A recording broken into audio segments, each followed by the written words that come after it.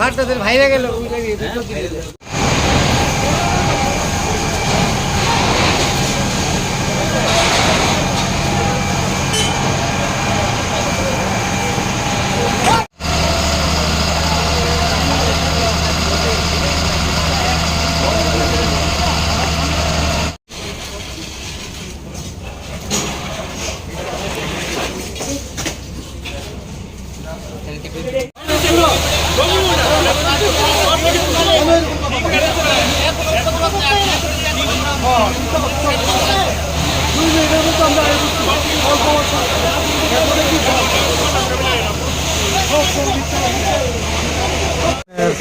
গেল যে গ্যাস কোম্পানিটা আছে প্রথম আমরা লোকেশন দিয়েছে গেলের সামনে, তো এখানে আসি পরে ডাইরেক্ট আমরা বিশুর দিকে ঢুকে দিয়েছে।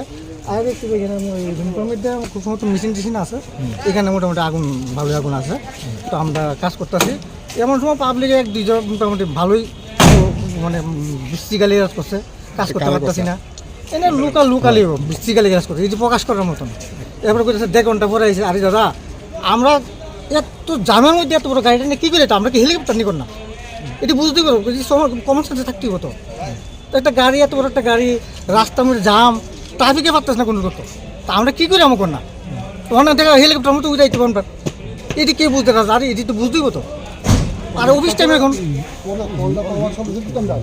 কি কন্ডিশন আছে এখন মোটামুটি আয়ত্তে আইসে। কি কি ক্ষতি হয়েছে? ক্ষতি বলতে এখানে দেখেন মেশিন দেখলাম, একটা ছোট একটা মেশিন, একটা আলমারি ছিল, আর লোহার একটা মানে খাট বলে খাটে, লোহার খাটের রুম, এই আর কিছু নেই। কিসের থেকে আগুনটা লাগতে পারে, অনেক কিসের থেকে লাগবে এটা ঠিক করতে পারতো না।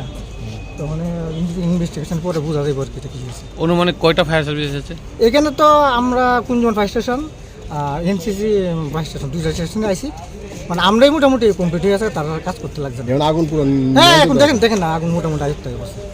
আপনার নামটা স্যার? আমার নাম রতন শীল, লিডিং ফায়ারম্যান।